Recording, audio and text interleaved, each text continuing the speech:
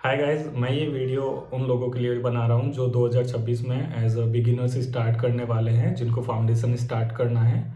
तो बहुत सारी प्रॉब्लम्स आती है कि टीचर कौन सा चूज़ करें और सिलेबस कितने टाइम में होना चाहिए, डेली टास्क क्या रखा जाए, मॉक कब से स्टार्ट कर देने चाहिए।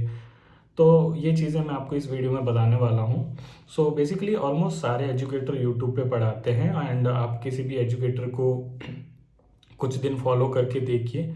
आप उसके एक दो वीडियोस देखिए, आप एक दिन पूरा एनालिसिस में लगाइए तो आपको ऑब्जर्वेशंस मिलेगी कि इंग्लिश के लिए बेस्ट और बेटर कौन है। कमेंट सेक्शन चेक कीजिए हर एजुकेटर का एंड वो एजुकेटर क्या एनर्जी मैच कर पा रहा है आपके साथ। बेसिकली क्या होता है, मोस्टली ना बहुत सारे टीचर खड़े होकर पढ़ाते हैं तो एक अच्छी एनर्जी रहती है, कॉन्फिडेंस रहता है।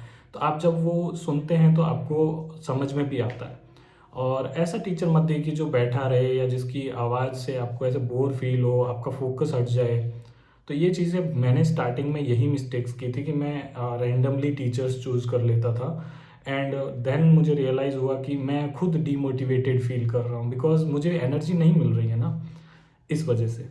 तो ऐसा एजुकेटर दीजिए जो एनर्जेटिक हो और अच्छे से पढ़ाए एंड यूट्यूब पे भी उसने अपना अच्छा खासा फाउंडेशन करवाया हो। इफ़ आप कोई कोर्सेज वगैरह देखना चाहते हैं तो पहले मैं यही रिकमेंड करूँगा कि एक वीक तक आप उसको ना यूट्यूब से फॉलो कीजिए, उसकी क्लासेस कीजिए। देन आपको लगता है कि मुझे पेड कोर्स लेना चाहिए तो आप उसके थ्रू उसका जो है कोर्स परचेज करके कर सकते हैं। बिकॉज अभी के टाइम पे ये परफेक्ट टाइम है। अगर आप एनालिसिस करके किसी भी एजुकेटर का कोर्स ज्वाइन करते हैं तो फाउंडेशन बैचेस सबके स्टार्ट हो चुके हैं। तो आप step by step live classes वगैरह ले पाएंगे और वो काफ़ी बेटर भी होती है। एंड इंग्लिश के लिए मैं यही बोलूँगा कि आपको डेली एडिटोरियल करना चाहिए मॉर्निंग में। देन एडिटोरियल में आप जो वोकेब होती है उसको लर्न करें, उसको बार बार रिवाइज करें। आप डे एंड पे भी उसको रिवाइज करें। और दूसरा, इंग्लिश में आपको रीडिंग अच्छे से करनी आनी चाहिए। और फाउंडेशन एक अच्छा सा बैच ज्वाइन कीजिए, अच्छे से फाउंडेशन कीजिए। जो जो टॉपिक्स रिक्वायर है बैंकिंग एग्जाम्स के लिए, आप बैंकिंग का सिलेबस एनालिसिस कीजिए, एग्जाम पैटर्न्स देखिए। देन उस अकॉर्डिंग आप इंग्लिश कर सकते हैं। इंग्लिश में आप फाउंडेशन करना रहेगा, दूसरा एडिटोरियल करेंगे एंड साथ साथ में आप प्रैक्टिस करते रहिए। क्वांट के लिए भी यही रहेगा कि क्वांट में भी आपको डेली जो है देखना है कि स्पीड मैथ, अरिथमेटिक और डीआई ये तीन मेजर पार्ट होते हैं। तो आपको ये ऑब्जर्व करना है कि जो टीचर स्पीड मैथ अच्छे से करवा रहा है क्या उसकी अरिथमेटिक भी अच्छी है, क्या वो अरिथमेटिक भी अच्छे से करवाता है। आप यूट्यूब पे सर्च करेंगे आपको ऑलमोस्ट सारी क्लासेस मिल जाएगी। तो बेसिकली क्या होता है, किसी टीचर की स्पीड मैथ अच्छी होती है, अरिथमेटिक अच्छे से नहीं करवा पाते। कोई अरिथमेटिक अच्छे से करवाते हैं लेकिन स्पीड मैथ अच्छे से नहीं करवाते। तो ये चीज़ आपको ध्यान में रखनी है कि कौन सा टीचर स्पीड मैथ, अरिथमेटिक और डीआई तीनों को अच्छे से करवा रहा है। आप उसकी एक एक दो दो क्लासेस लेंगे, आपको आइडिया मिल जाएगा। मोस्टली एक आधे घंटे की ही क्लास होती है, तो इतना टाइम आप दे सकते हैं। फिर क्या करना है, आपको रीजनिंग के लिए भी सेम स्टेप फॉलो करना है। रीजनिंग में भी यही होता है कि पजल्स एंड डीआई का वेटेज ज़्यादा होता है। आप उसके लिए एजुकेटर देखिए कि वो कौन सा टीचर जो है वो उसके बेसिक्स अच्छे से करवा पा रहा है एंड बाकी जो मिसलीनियस होते हैं वो भी अच्छे से किसने करवाए हैं। तो ये आप ऑब्जर्व कीजिए। Then daily to do list का मैं अगर बताऊं तो इंग्लिश के लिए आप मॉर्निंग में एडिटोरियल एंड बाद में कोई भी बैच की क्लास कीजिए एंड उसके जो डीपीपी दी जाती है उसको सॉल्व कीजिए। देन क्वांट में आपको ये करना है, कोई भी पर्टिकुलर टॉपिक आप कर रहे हैं तो उस टॉपिक के आप कम से कम 150 टू 200 क्वेश्चंस प्रीलिम्स और मेंस के साथ साथ में लेके चलना है आपको। जैसे ही टॉपिक सर करवा रहे हैं साथ में डीपीपी दे रहे हैं तो उसमें ऑलमोस्ट अराउंड इतने ही क्वेश्चंस होते हैं, वो सारे कीजिए। अगर आपसे क्वेश्चंस नहीं होते हैं तो अलग अलग टेलीग्राम ग्रुप्स बने हुए हैं, आप वहाँ पूछ सकते हैं। इवन आपने जिसका पेड कोर्स लिया है वहाँ पे पेड क्लास में पूछ सकते हैं। उनका डाउट का ऐप पे डाउट्स आस्क डाउट का ऑप्शन होता है, वहाँ पे पूछ सकते हैं। तो आप आराम से उसको कर सकते हैं।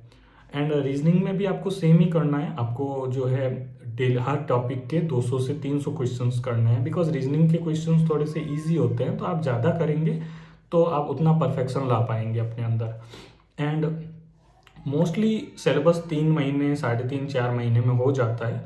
आप 50% सिलेबस हो जाता है। जैसे अगर आप आज स्टार्ट करते हैं तो आप जनवरी एंड से मॉक देना स्टार्ट कर सकते हैं। साथ ही साथ आप जो चैप्टर कर रहे हैं उसके चैप्टर के क्विजेस भी करेंगे तो बेटर रहेगा, बिकॉज टाइमर वाले क्विजेज जिसमें टाइमर हो कि आपको 5 मिनट में उसके 10 क्वेश्चंस करने हैं या 5 मिनट में 5 क्वेश्चंस करना है, तो टाइमर वाले क्विजेज ज़्यादा लगाओ ताकि उससे आपकी स्पीड बढ़ेगी। पहले आप उसकी टीपीपी सॉल्व करोगे तो आपकी एक्यूरेसी आएगी, आपको मिस्टेक्स पता चलेगी।